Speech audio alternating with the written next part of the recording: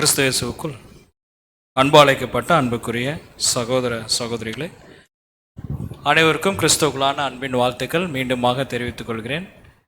தேவனுடைய பெரிதான கிருபை நிமித்தமாக பார்த்தீங்கன்னா இன்றைய நாளிலும் இரண்டாவது பாடமாக ஒரு அடிப்படை வேதாம வகுப்பிலிருந்து ஒரு பாடத்தை நம்ம தியானிக்க இருக்கின்றோம். சகோதரர் சொன்ன வண்ணமாக இந்த பாடத்தோடைய தலைப்பு என்னன்னு பார்க்கின்ற பொழுது the great pyramid and holy bible, உலகின் மகா பிரமிடும் பரிசுத்த வேதம். ஸோ நமக்கு தெரியும் பேசிக் சப்ஜெக்ட்லாம் நம்ம கேட்டுட்டு தான் நம்முடைய ஆராதனையில் சகோதர சகோதரர்களாக நீங்கள் கலந்துள்ளிருப்பீர்கள். ஒவ்வொரு பாடமுமே எந்த வசனத்தின் அடிப்படையில் தான் வரும்னு பார்க்கின்ற பொழுது யோவான் 8ஆம் அதிகாரம் 32ஆம் வசனம், சத்தியத்தையும் அறிவீர்கள், சத்தியம் உங்களை விடுதலை. இந்த பிரமிடுக்குள்ளே இருக்கிற என்ன ஒரு சத்திய வார்த்தைகள் இருக்குது என்பதை கூட இன்றைய நாளில் நம்ம தியானிக்கலாம். இது ஆக்சுவலாக பார்த்தீங்கன்னா ஒரு one of the biggest subject. ஒரு 2.5 மணி நேரம் எடுக்கக்கூடிய ஒரு பாடம்.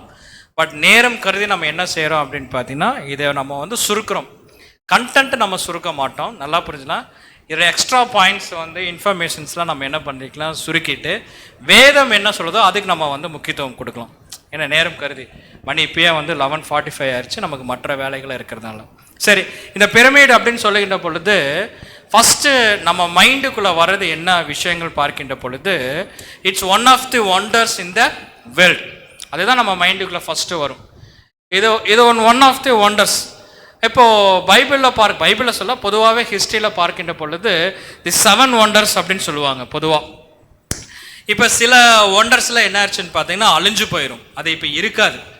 ஆனால் அந்த 7 ஒண்டர்ஸ் அப்படின்னு சொல்லுகின்ற பொழுது அப்போயே ஃபஸ்ட்டு எது இருந்துச்சுன்னு பார்த்தீங்கன்னா இந்த பிரமிட் இருந்துச்சு.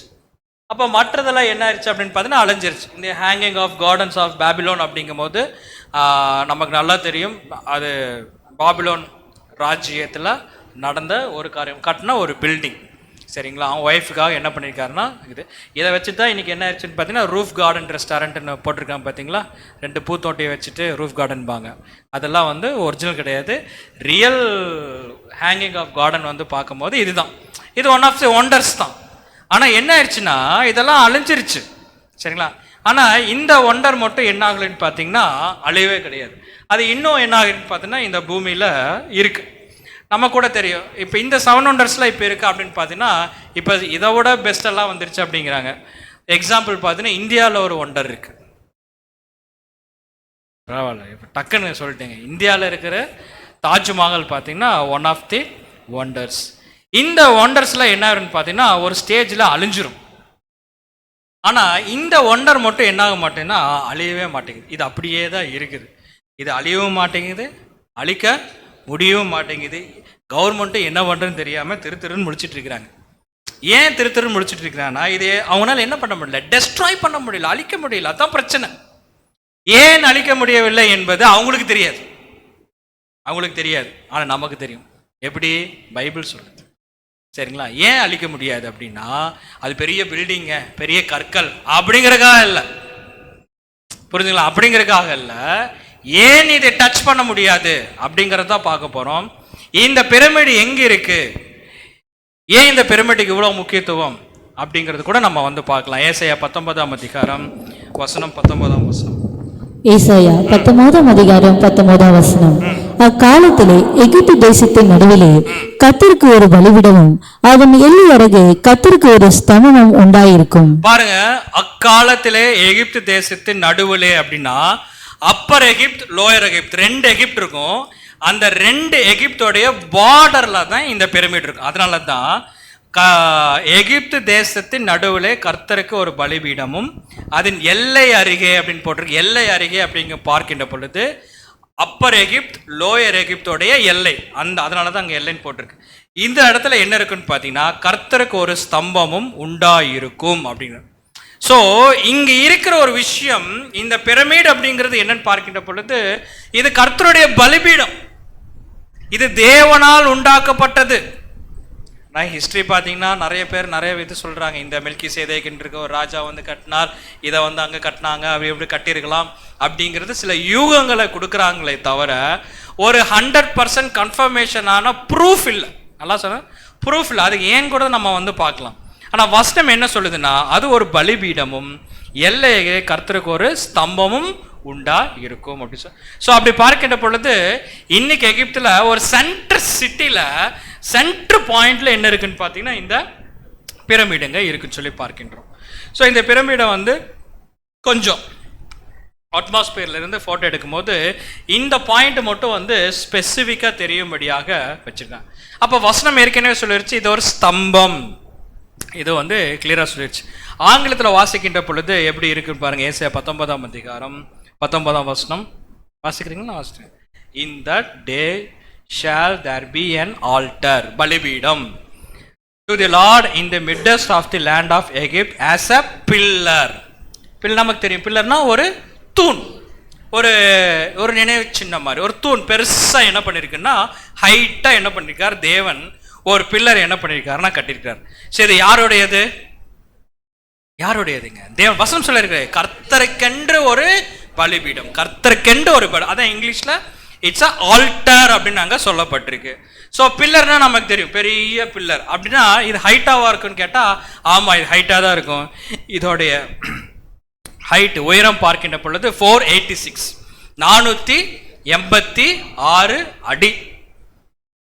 இப்போ நமக்கு தெரியும் 486 அடியெல்லாம் ஒரு ஹைட்டா பிரதர் அப்படின்னு நம்ம கேட்கணும். இது ஒரு ஹைட்டா?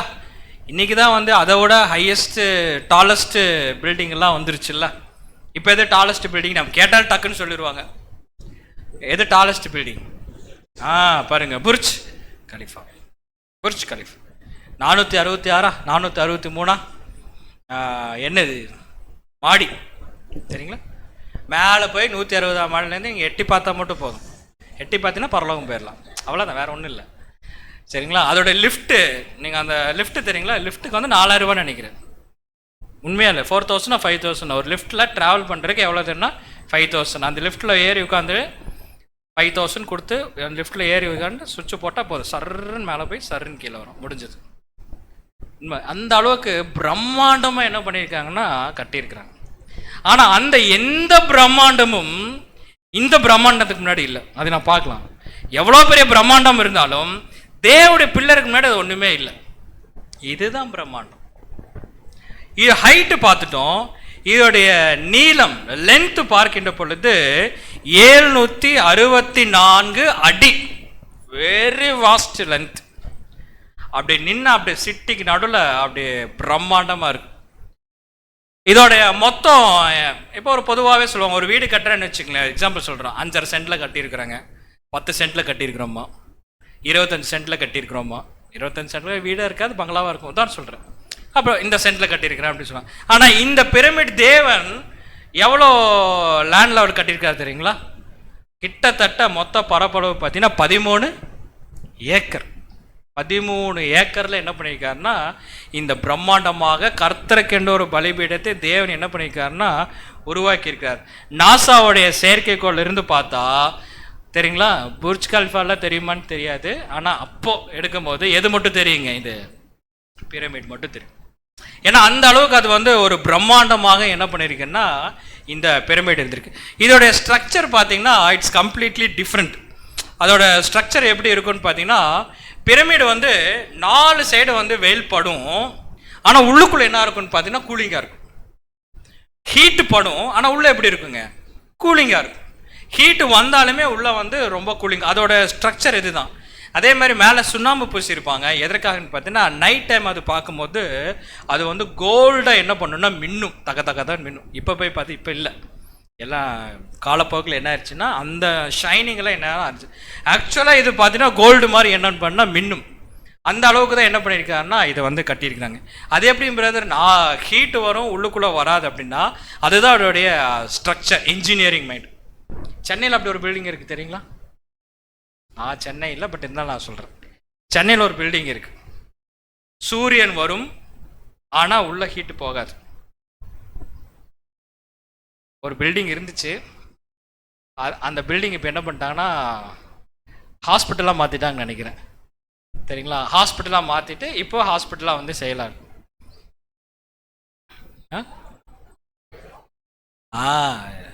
செக்ரட்டரியேட் நியூவாக கட்டினாங்கல்ல, நியூவாக ஒரு செக்ரட்டரியேட் கட்டினாருங்களா? நம்ம இங்கேருந்து அரசியல் பேச வேண்டாம்னு அதை சொல்ல. ஒரு செக்ரட்டரியேட் தமிழ்நாட்டில் கட்டினாங்களா? கருப்பு கலர் எங்கே இருந்துச்சு அது? அது எங்கள் ஊருன்னு தெரியாது எனக்கு. மவுண்ட் ரோடு ஒன்று கட்டியிருக்காங்களா, நீங்கள் பார்த்துருப்பீங்க.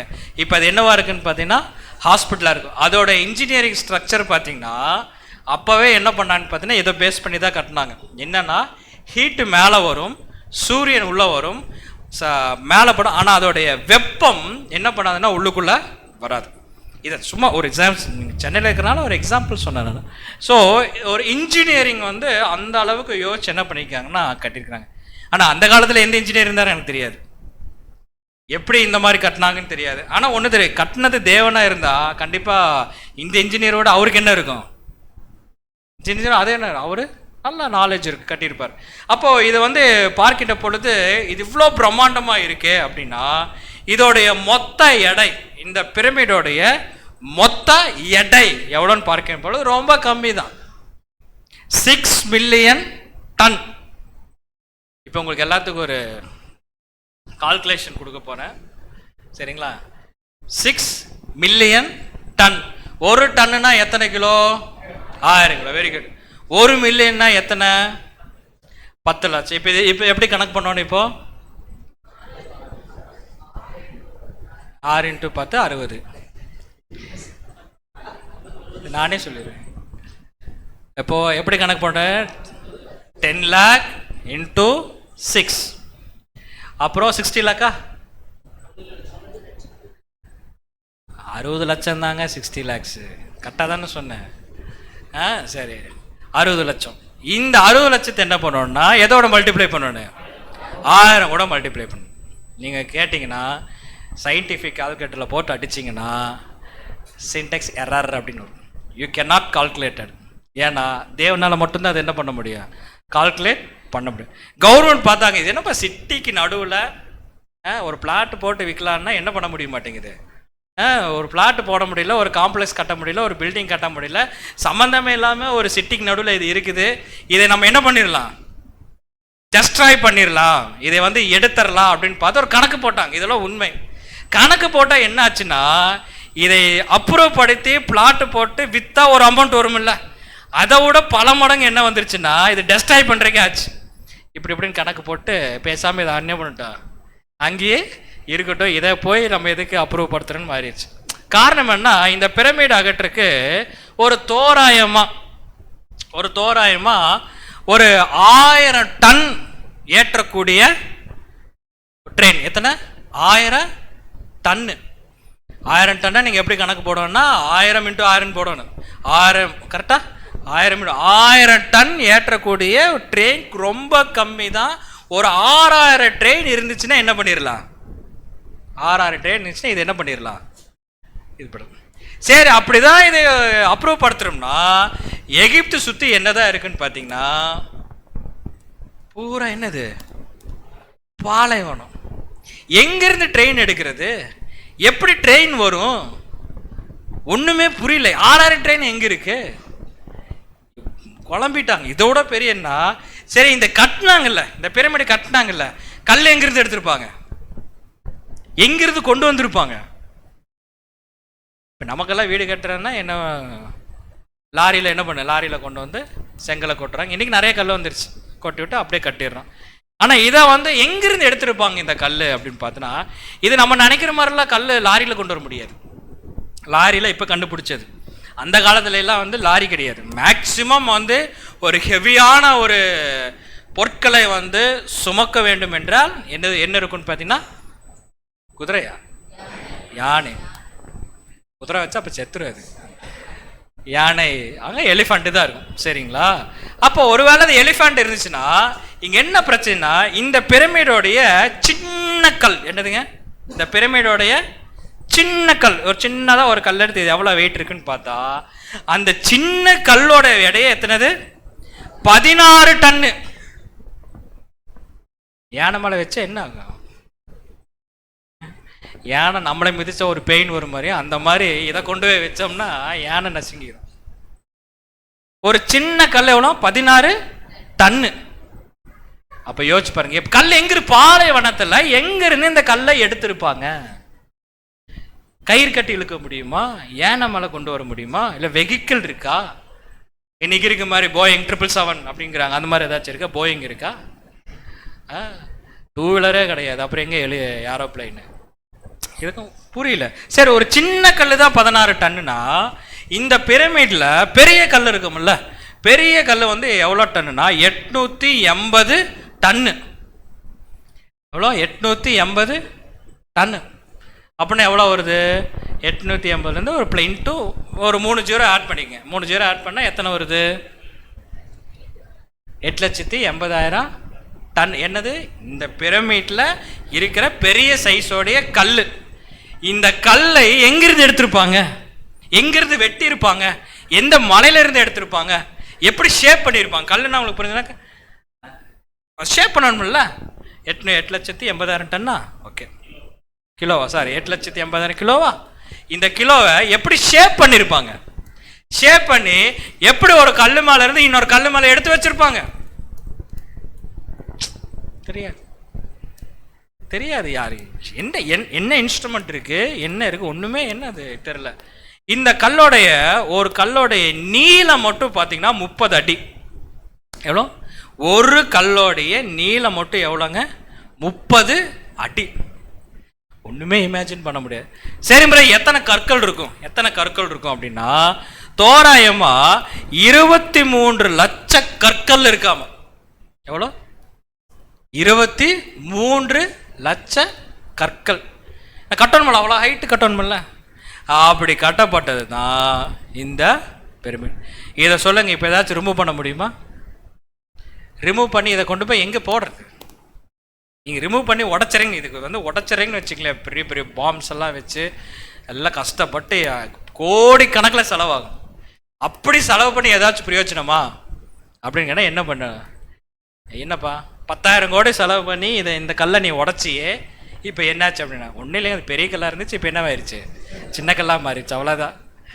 சின்ன கல்லாக மாதிரி குமிச்சு. இதுக்கு நீ பேசாமல் என்ன பண்ணியிருக்கலாம்? அது அப்படியே இருந்திருக்கலாம். இப்படியே தான் கவர்மெண்ட் ஒவ்வொரு தடவையும் பார்த்து பார்த்து பார்த்து ஒரு இதுக்கு வந்துட்டாங்க. என்ன பண்ணிடலாம்ண்ணா, பேசாமல் இதை என்ன பண்ணிடலாம், அப்படியே விட்டுடலாம். அதுவா என்னாகும்? அதுவா என்னாகும்? காலப்போக்கில் அதுவா அழிஞ்சிடும் பார்க்குறாங்க.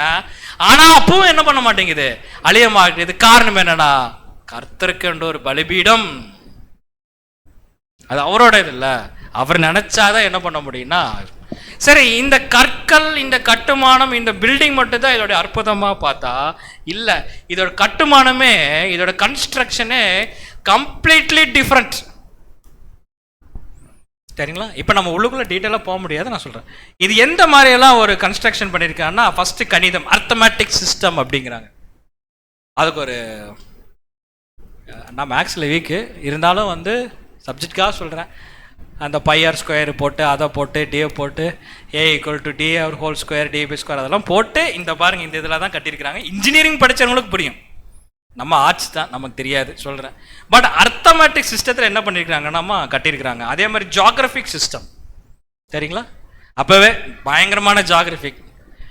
நம்ம ஆளுகளோ ஜியாகிரபிக் பார்ப்பேன், கிழக்கு பார்த்து தான் வீடு கட்டணும் அப்படிம்பாங்க. இதில் டூப்ளிகேட் ஜியாகிரபிக். ஒரிஜினல் ஜியாகிரபிக் ஏறு அப்படின்னா ஜியாகிரபிக்கல் சிஸ்டத்தில் அவர் என்ன பண்ணியிருக்காருன்னா கட்டிக்கிறார். அதே மாதிரி நட்சத்திரம், இதுக்கு ஒரு கால்குலேஷன் இருக்குது. அதாவது பூமிக்கும் இந்த சூரியனுக்கும் எவ்வளோ தொலைவோ அந்த தொலைவை கால்குலேஷன் எடுத்து இதில் பிரமிடில் என்ன பண்ணிக்கிறாங்க, கால்குலேட் பண்ணிக்கிறாங்க. லென்த்து பிரெத்தில் வச்சு கால்குலேட் பண்ணிக்கிறாங்க. இதெல்லாம் உங்களுக்கு இன்ஃபர்மேஷனுக்காக சொல்கிறேன், நம்ம இதுக்குள்ளே டீட்டெயிலாக போகிறதில்ல. அதே மாதிரி இது கணிதம் சொல்லும் போது பில்டிங் ஃபார்முலா, ஒவ்வொரு பில்டிங்கும் ஒரு ஃபார்முலாவில் என்ன பண்ணுவாங்கன்னா கட்டுவாங்க. இந்த பிரமிடுக்கு ஃபவுண்டேஷன் எங்கே இருக்குது? இப்போ பொதுவாக ஒரு பில்டிங் கட்டுறோன்னு வச்சுக்கோங்களேன், அஸ்திபாரம் எங்கே போடுவோம்? பேஸில் தான் நான் போடுவோம். கீழே அஸ்திபாரம் போட்டு அதுக்கு மேலே என்ன பண்ணுவோம், கிரவுண்ட் ஃப்ளோர், அதுக்கப்புறம் first floor, second floor, third floor, அப்படி தானே கட்டிட்டு போவோம். கட்டிட்டு போய் டாப் ஃப்ளோர் வரைக்கும் போவோம். இந்த பிரமிடுக்கு அஸ்திபாரம் எங்கே இருக்குது? எங்கே இருக்கு தெரியுங்களா? டாப் மேலே, ஃபஸ்ட்டு மேலே வந்துடும். மேலே இருந்தால் பேஸ் பண்ணி என்ன பண்ணுவாங்க தெரியுங்களா, அப்படியே கட்டிட்டு வருவாங்க. இல்லை, இதெல்லாம் வந்து எப்படி அந்த காலத்தில் கட்டினாங்கன்னு தெரில. இது 8ஆம் நூற்றாண்டில் தான் இது வந்து என்னன்னே பார்த்து ஆராய்ச்சி பண்ணாங்க. 16ஆம் நூற்றாண்டுக்குள்ளே உள்ளே போய் என்ன இருக்குன்னு கண்டுபிடிச்சாங்க. அப்படி உள்ளே போய் ஆராய்ச்சி பண்ணி என்ன இருக்குன்னு பார்க்கும்போது என்னதான் இருந்துச்சு, ஒன்றுமே இல்லை. அது ஆக்சுவலாக பிரமிடுங்கிறது எதுக்காக கட்டப்பட்டது நமக்கு தெரியும். உள்ளுக்குள்ளே என்ன இருக்கும், பிரமிடுக்குள்ளே என்ன இருக்கும்? மம்மி. அதான் சடலங்கிறது நம்ம சொல்லு, மம்மினிங்கன்னா கரெக்டாக இருக்கும். ஆக்சுவலாக மம்மிஸ் தான் பதப்படுத்தப்பட்ட பிணங்களா? ஓகே, பதப்படுத்தப்பட்ட பிணம். ஸோ இது பில்டிங் ஃபார்முலா கொடுப்போம். அதை நான் சொன்னேன், A = பை கரெக்டாக d² + பை d²/4. இதெல்லாம் இன்ஜினியரிங் ஃபார்முலாங்க, பில்டிங் கட்டுறவங்க நமக்கு தெரியாது. இது என்ன அண்டர்ஸ்டாண்ட் பண்ணிக்கலாம்னா, இட்ஸ் அ அர்த்தமெட்டிக் சிஸ்டம். சரிங்களா? இன்ஜினியரிங் தான் மேக்ஸு. சரிங்களா? அது இட்ஸ் அ அர்த்தமெட்டிக் சிஸ்டம். அழகாக என்ன பண்ணிக்கலாம், யார் இப்போ யோசிச்சு பாருங்களேன், அந்த காலத்தில் என்ன மேக்ஸ் இருந்துச்சு? அந்த காலத்தில் ஏதாவது மேக்ஸ் தெரியுமா? எப்படி தெரியுமா? யார் ஆக்சுவலாக மேக்ஸோட தந்தை யார் நம்மளால்? ராமனாஜம். ஆரியப்பட்டாவா? சரி, ஆரியப்பட்டாவும் ராமனாஜமுக்கு ஜீரோ கண்டுபிடிச்சவர் தான் ராமனாஜமா? ராமானுஜமா ஜீரோ கண்டுபிடிச்சவர். அதாவது ஜீரோங்கிறது நான் வேல்யூம் ஜீரோ தான், ஹையஸ்ட் வேல்யூ வேணாலும் ஜீரோ தான். சரிங்களா? பாருங்க, அப்பெல்லாம் என்ன ஃபார்முலா, என்ன ஜீரோ, என்ன πr², ஒன்று என்ன இன்ட்டு ஒன்றும் தெரியாது. ஆனால் தேவன் என்ன பண்ணிக்காருன்னா அழகாக கட்டியிருக்கார். இதோட மெத்தடை பார்த்தீங்கன்னா மேக்ஸிமம் இதை பிலீவ் பண்ணுறாங்க. மேபி சில கற்கள் இதெல்லாம் என்ன பண்ணிங்கன்னா ஆல்ரெடி ஒரு இடத்துல கொண்டு வந்து கட்டி இங்கே என்ன பண்ணியிருப்பாங்கன்னா ஃபிக்ஸ் பண்ணியிருப்பாங்க அப்படின்னு தான் சொல்லப்பட்டிருக்கு. தவிர இதோட ஃபுல் டீட்டெயிலாம் நமக்கு இன்னும் தெரியலை. ஏன்னா இது கன்ஸ்ட்ரக்ஷன் அந்த மாதிரி இருக்குது. அதே மாதிரி பார்த்தீங்கன்னா அந்த ஜியாகிரஃபியில் பார்க்கும்போது இந்த உலகத்திலே ரொம்ப சென்ட்ரான பாயிண்டில் தான் எது இருந்திருக்கு அப்படின்னு பார்த்தீங்கன்னா இந்த பிரமிட் இருந்திருக்கு. தெரியுது? ஸோ இங்கே பாருங்கள், இதுதான் ரொம்ப சென்ட்ரான பாயிண்டில் தான் என்ன இருக்குன்னு பார்த்தீங்கன்னா இந்த பிரமிடு இருக்குன்னு சொல்லி பார்க்குறோம். இதில் பார்க்கும்போது உங்களுக்கு கிளியராக தெரியும். ஸோ இந்த சென்டர் பாயிண்டில் தான் என்ன இருக்குன்னு பார்த்தீங்கன்னா இந்த பிரமிட் இருக்குது. ஸோ ஜியாகிரஃபியல் வியூலும் பார்க்கும்போது அந்த உலகத்தோடைய மோஸ்ட் சென்டர் பாயிண்டில் என்ன பண்ணிங்கன்னா இந்த பிரமிட் இருக்குன்னு சொல்லி நம்ம பார்த்துருக்கோம். ஸோ இதை கட்டினது யார் அப்படின்னு பார்க்கும்போது இன்ன வரைக்கும் அது என்னதுங்க கொஸ்டின் தான். யார் கட்டினது நமக்கு தெரில. ஆனால் ஏசாயா 19:20 என்ன சொல்லுது? வாசிப்போம். ஏசாயா 19:20 அது எகிப்து தேசத்திலே சேனைகளின் கர்த்தருக்கு அடையாளமும் சாட்சியுமாய் இருக்கும். அந்த வசனம் நமக்கு என்ன கிளியரா சொல்லுதுன்னா, சேனைகளின் கர்த்தருக்கு அடையாளம், என்னுடைய அடையாளம் பார்த்துக்கப்பா, என்னுடைய அடையாளம் என்னவா இருக்காமா? சாட்சியுமா இருக்கிறது. அப்படின்னா தேவனுடைய அடையாளத்தையும் தேவனுடைய சாட்சியையும் மனுஷனால எதுவுமே செய்ய முடியாது. அதனால தான் இதை யாருமே டச் பண்ண முடியவே இல்லை. ஸோ இது ஒரு அடையாளமாக என்ன பண்ணுன்னா அங்கே இருக்குன்னு சொல்லி பார்க்கின்றோம். இன்னும் பாருங்க, இந்த லூக்கா 19:40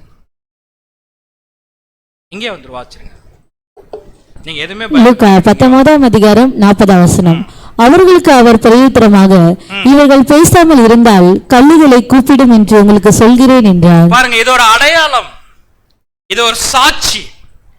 இன்னைக்கு தேவனை பத்தி யாரும் பேசவில்லை என்றால் தேவன் சொல்ற, நீங்க யாரும் பேசாட்டி பரவாயில்ல, யாவே தேவனை யாருக்கு தெரியாட்டி பரவாயில்ல, ஜெகோவா தேவன் யாருக்கு தெரியாட்டி பரவாயில்ல, நான் கட்டின இந்த ஸ்தம்பம் பேசும், என்னுடைய பலிபீடம் பேசும். இதை யாருனாலும் டச் பண்ண முடியாது.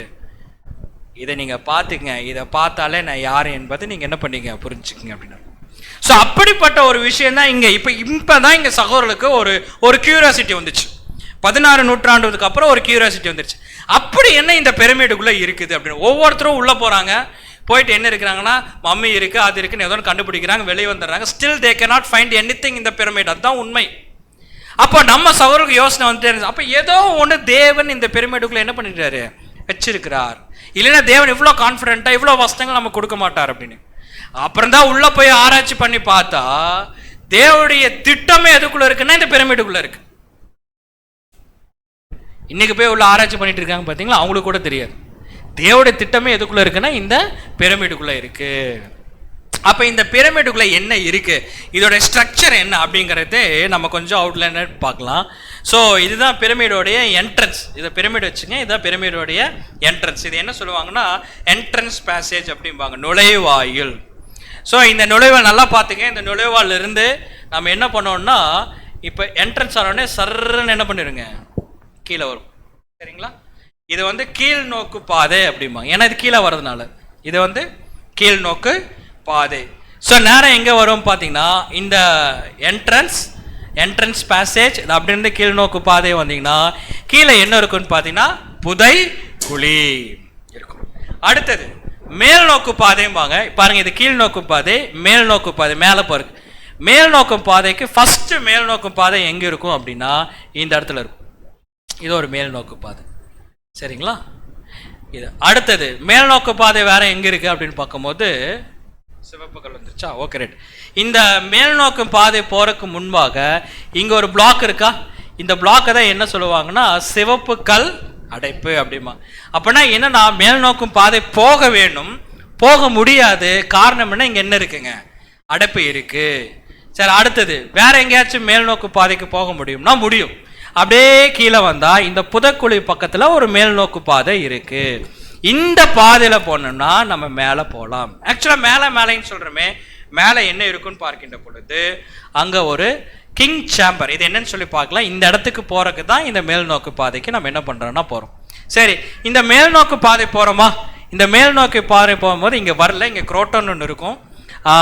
இந்த இடத்துல ஒன்று இருக்கும், இந்த குரோட்டன். இது எதுக்கு அப்படின்னு பார்க்கின்ற பொழுது இலைப்பாறுகிற ஒரு இடம்.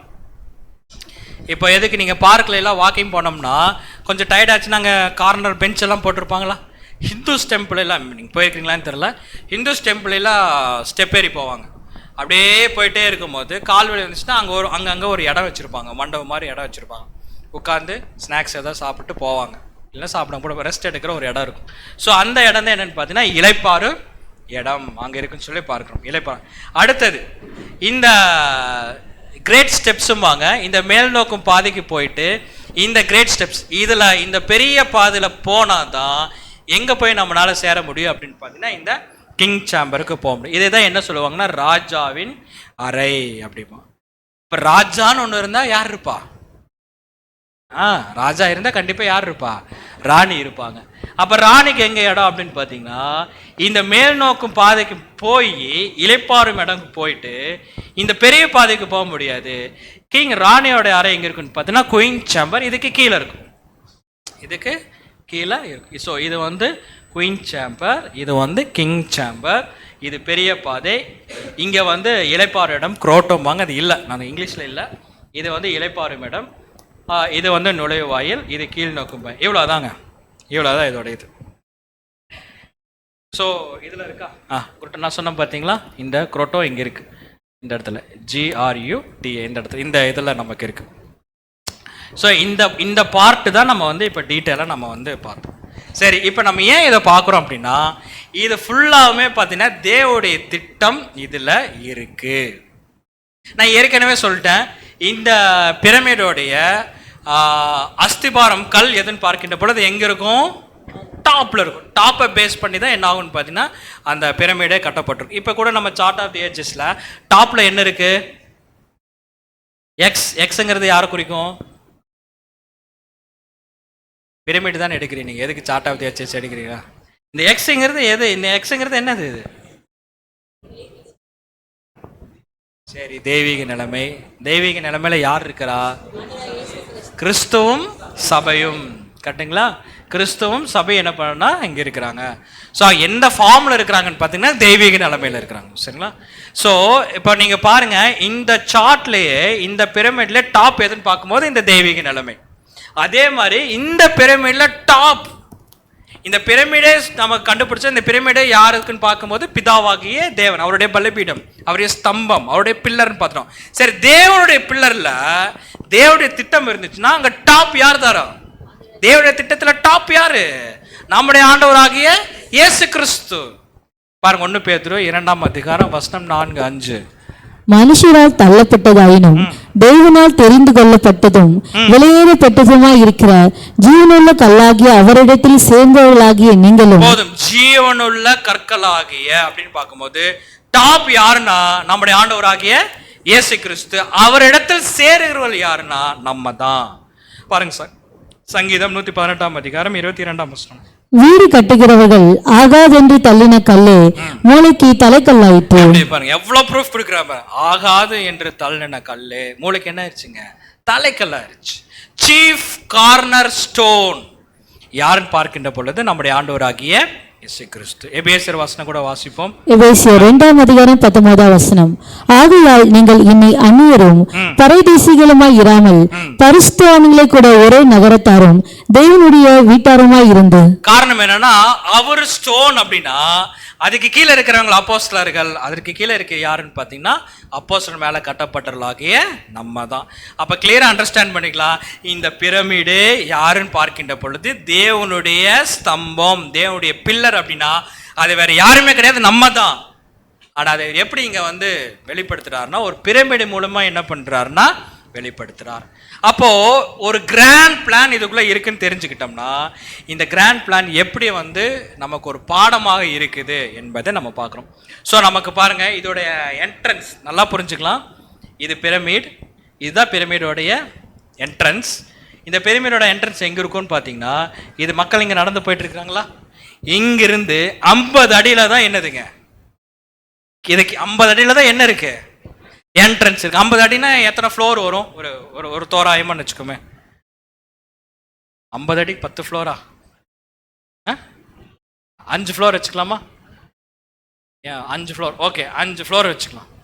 5 ஃப்ளோர் அப்படின்னா பார்த்துங்க, கீழே இருந்து மேலே 50 அடினா என்ட்ரன்ஸ் எத்தனாவது ஃப்ளோரில் தான் இருக்கு? என்ட்ரன்ஸ் எத்தனாவது ஃப்ளோரிங்க? 5. என்ட்ரன்ஸ் போறதுக்கு லிஃப்ட்ல ஏறி போகணும். உள்ளுக்குள்ளே போய் லிஃப்ட் ஏறல, என்ட்ரன்ஸுக்கே என்ன பண்ணுவானு லிஃப்ட்ல ஏறி. அந்த அளவுக்கு என்ட்ரன்ஸ் ஹையில் இருக்கு. நீங்கள் இந்த இதில் பார்த்தீங்கன்னா உங்களுக்கு கிளியராக தெரியும். இது கீழே வாக்கிங் ஏரியா, சரிங்களா? என்ட்ரன்ஸ் எங்கே இருக்குன்னு பார்த்தீங்கன்னா இங்கே என்ட்ரன்ஸ் இருக்குது. இதுதான் என்ட்ரன்ஸ். நம்ம பார்த்துருக்கோம்ல என்ட்ரன்ஸ். இங்கிருந்த இதுக்கு வருது, இதுக்கு பேர் என்னது? கீழ் நோக்கும் பாதை. அதான் இங்க. அப்போ ஏன் தேவன் இந்த இடத்துல என்ட்ரன்ஸ் வச்சிருக்கார்? மனுஷன் இங்கே இருக்குன்னா ஆனா என்ட்ரன்ஸ் 50 அடிக்கு மேல வச்சிருக்கிறான். ஏன்? என்ன ரீசன் அப்படின்னா, மனுஷன் கீழே மண்ணில் பாவத்தில் இருக்கிறான். ஏன் மேல வச்சிருக்காருன்னா, பாவத்துல இருந்து மேல வந்த இடம், பரிபூர்ணமான இடம். பூமி என்ற சின் அவனுக்குள்ள இல்லை, பூமிக்கு மேல தான் இருக்கிறான். அதுதான் இங்க பரிபூர்ணமான நிலைமையை என்ன பண்ணுதுன்னா அடையாளப்படுது. அப்ப நமக்கு நல்லா தெரியும், இந்த பூமியில மேலானவராக ஒருத்தர் வந்தார். அது யாருன்னு பார்க்கின்ற பொழுது ஆதாம். அதனாலதான் ஆதாம் தவறு செய்யறதுக்கு முன்பாக இந்த பூமி ஆதாமோட கண்ட்ரோல்ல இருந்துச்சு. விலங்குகளுக்கெல்லாம் என்ன பண்ணாருங்க, கூப்பிட்டு பேர் வச்சார். கூப்பிட்டு பேர் வச்சார்னா உங்களுக்கு புரிஞ்சிருக்கு. நீ வா, நீ சிங்கம் புலின்லாம் வைக்கல. விலங்குகள் இவருடைய கண்ட்ரோல் என்ன பண்ணும் இருக்கும். அப்போ பரிபூர்ணமான நிலைமையில யார் இருந்தாருன்னு பார்த்தீங்கன்னா ஆதாம். அப்போ கீழே மண்ணு அது எதை அடையாளப்படுத்துதுன்னா பாவமான நிலைமை என்ன பண்ணுதுங்க அடையாளப்படுத்துது. ஸோ இந்த பரிபூர்ணமான நிலைமையிலிருந்து ஆதாம் என்ன பண்ணியிருக்கிறார் அப்படின்னா நமக்கு தெரியும். ஆதாம் கனி சாப்பிட்ட பிறகு என்னாச்சு?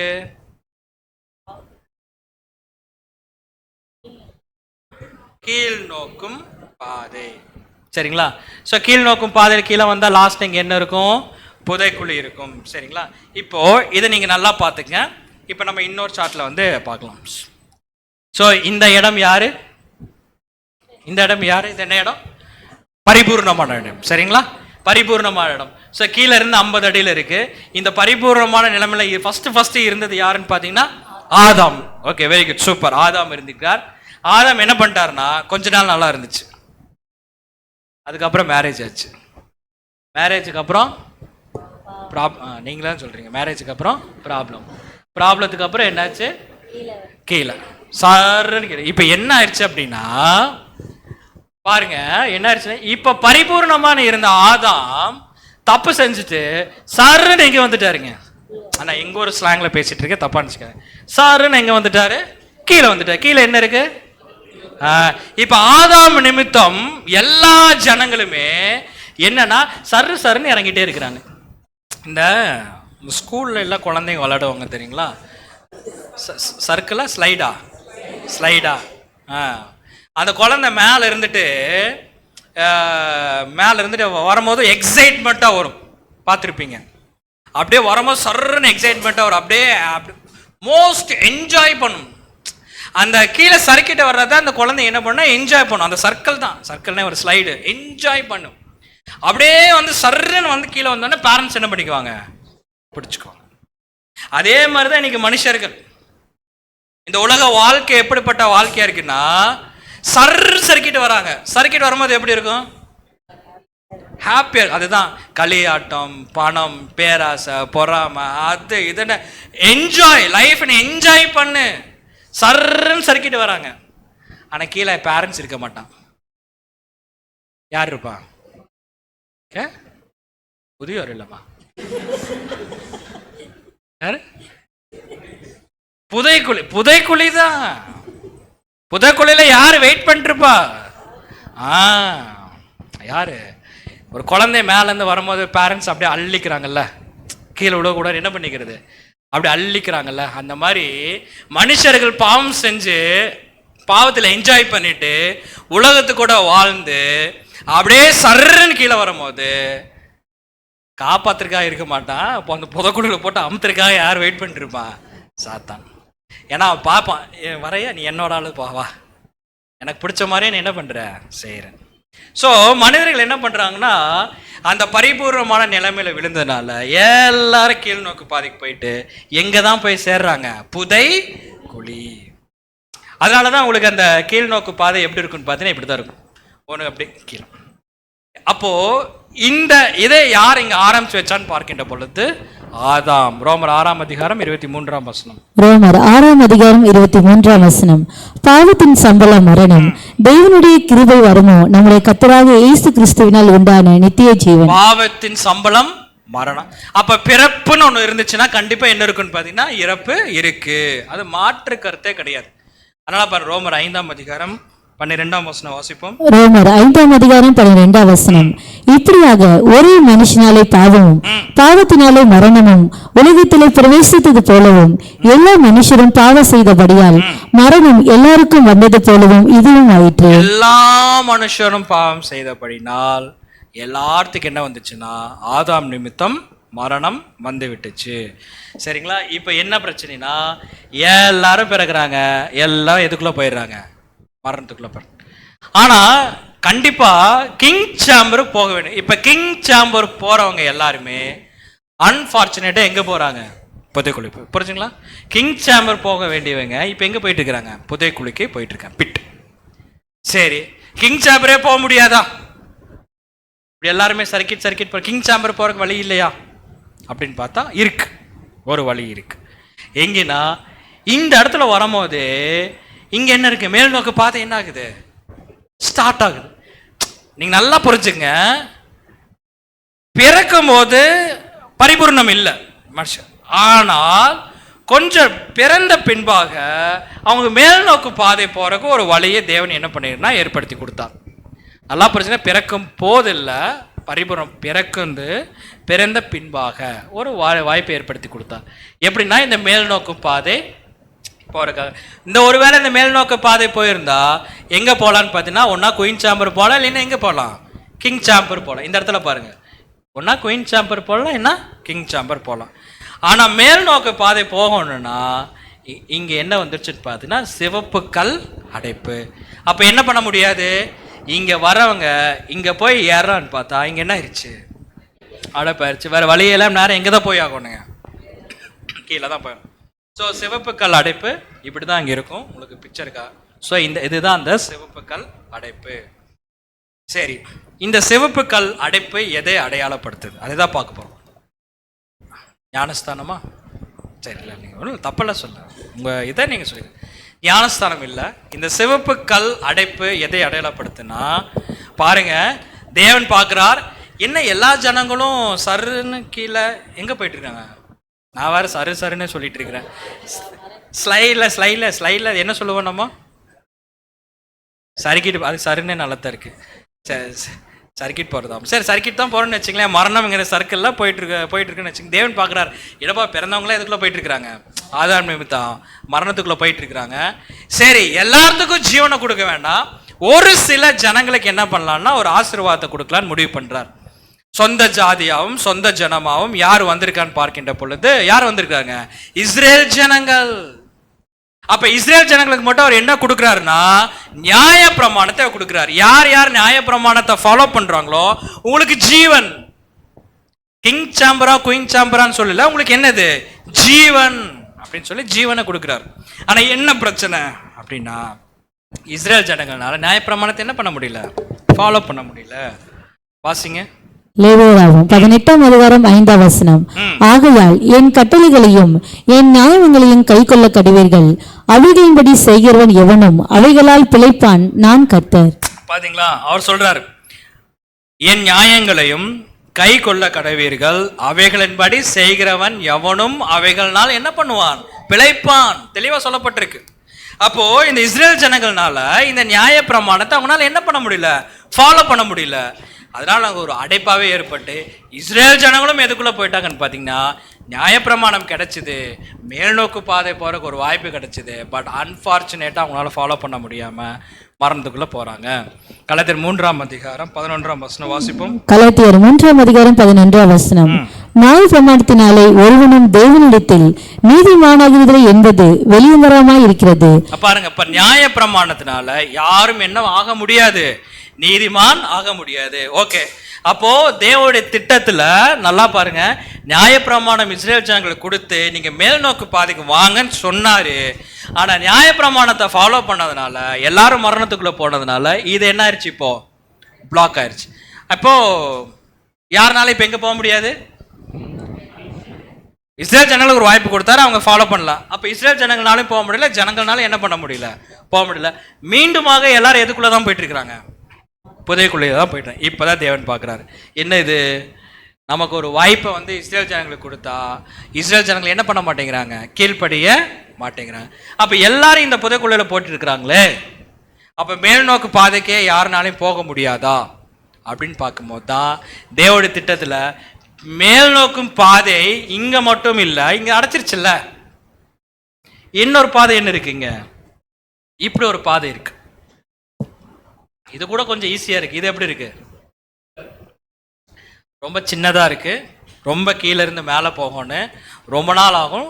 இதை விட இது கொஞ்சம் டஃப் தான். அப்ப இங்க ஒரு பாதை இருக்குல்ல, இப்ப இந்த பாதை என்ன பண்ணிடலாம்? நம்ம ஓபன் பண்ணிட்டா மரணத்துக்குள்ள போறவங்க என்ன பண்ணிடுவாங்க? இதுல மேலே ஏறிடுவாங்க. பாருங்க தேவன் எவ்வளவு திட்டம் வச்சிருக்காரு இதுக்குள்ள. அப்போ இந்த பாதை யாரோ ஒருத்தர் வந்து ஓபன் பண்ணணுமே, கரெக்டா?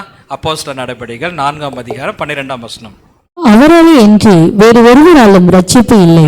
நாம் ரட்சிக்கப்படும்படிக்கு வானத்தின் கீழெங்கும் மனுஷனுக்குள்ளே அவருடைய நாமமே அல்லாமல் வேறொரு நாமம் கட்டளையிடவும் இல்லை என்றான். அவ்வளவுதான், சிம்பிள். அப்படின்னா என்ன? அப்படின்னா யாரோ ஒருவர் இங்க இருந்து இந்த மரணத்துக்குள்ள வரைக்கும் போய் இங்கிருந்து என்ன பண்ணணும்னா மேல் நோக்கு பாதைக்கு ஒருத்தர் போயிட்டு வழியை ஓப்பன் பண்ணிட்டாருன்னா எல்லாரும் என்ன பண்ணிடலாம்? எல்லாரும் என்ன பண்ணிடலாம்? அவர் போன வழியில ஃபாலோ பண்ணாலே எங்க போயிடலாம்னா கிங் சேம்பருக்கு போயிடலாம். ஸோ இந்த வழியை வந்து ஓப்பன் பண்ணது யார்? நீங்க எல்லாம் கரெக்டாக சொல்லுவீங்க பாருங்க. நம்முடைய ஆண்டவர் ஆகிய இயேசு கிறிஸ்து, அவர் தான் இந்த வழியை ஓப்பன் பண்ணி கொடுத்தார். யோவான் 14:6. அதற்கு இயேசு, நானே வழியும் சத்தியமும் ஜீவனமாய் இருக்கிறேன், என்னை அல்லாமல் ஒருவனும் பிதாவினிடத்தில் வரான். சொல்றான், நானே வழியும் சத்தியமும் ஜீவனமா இருக்கிறேன். அப்போ என்ன நடந்திருக்கு? யாருமே போக முடியாத இருந்த சிவப்பு கல் என்னாச்சுன்னா அப்படியே இருந்தனால தேவன் இன்னொரு வழியை ஏற்படுத்தி இந்த மேல் நோக்கு பாதைக்கு போகும்படியாக கிருபை செய்கிறார். யார் மூலியமாக? நம்முடைய ஆண்டவராகிய இயேசு கிறிஸ்து மூலமா என்ன பண்றாருன்னா கிருபை செய்கிறார். ஸோ இந்த இடத்துல நல்லா பாருங்க, இந்த இடத்துக்கு இப்படியே போறார். அவருக்கு ஒரு இறைப்பாறு இடம் அவருக்கு தேவைப்படுகிறது. அவருக்கு தேவைப்படுது நின்று யோசிக்கிற இடம். என்னதுங்க? நின்று யோசிக்கிற ஒரு இடம். அந்த இடத்துல நின்று பொறுமையா யோசிக்கிறார். எப்படி யோசிக்கிறார்? அடுத்த ஸ்டெப் எப்படி எடுக்கிறது, அதுதான் அவர் எடுத்த ஞானஸ்தானம். அதுக்கப்புறம் என்ன ஆச்சுன்னு பார்த்தீங்கன்னா, அதுக்கப்புறம் தான் சுவிசேஷத்தை ஆரம்பிக்கிறார். மனம் திரும்புங்கள், பரலோக ராஜ்யம் சமீபித்திருக்கு. ஆஃப்டர் தி காஸ்பல் அது என்ன நடக்கும் நமக்கு தெரியும். உலக ஜனங்களுக்கு ஜீவன் தான், சபைக்கு பார்த்தீங்கன்னா அழியாமை கொடுக்க போறாரு. பட் என்ன பண்ணுறா, இந்த குரோட்டோ அப்படிங்கிற இடத்துல இருந்து என்ன பண்ணுறாருன்னா ஆண்டவர் இயேசு கிறிஸ்து மேல் நோக்கு பாதைக்கு அவர் என்ன பண்ணுறாருங்க போய் ஃபைனலாக எங்கே போகணும்னு பார்த்தீங்கன்னா இந்த ராஜாவின் அறைக்கு என்ன பண்ணுவானுங்க போக வேண்டும். ஆனால் நமக்கு என்னன்னு பார்த்தீங்கன்னா ராணி அறையும் என்ன பண்ணுனா இருக்கு. ஸோ அல்டிமேட் நம்மளுடைய எய்ம் என்னன்னு பார்க்கும்போது ராஜாவின் அறைக்கு நம்ம போக வேண்டும். அடுத்தது பார்த்தீங்கன்னா அது மிஸ் பண்ணுறவங்க தான் ராணின் அறைக்கு போக வேண்டும்.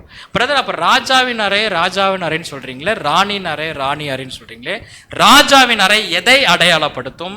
இந்த ராணியின் அறை எதை அடையாளப்படுத்தும்? பார்க்கலாமா?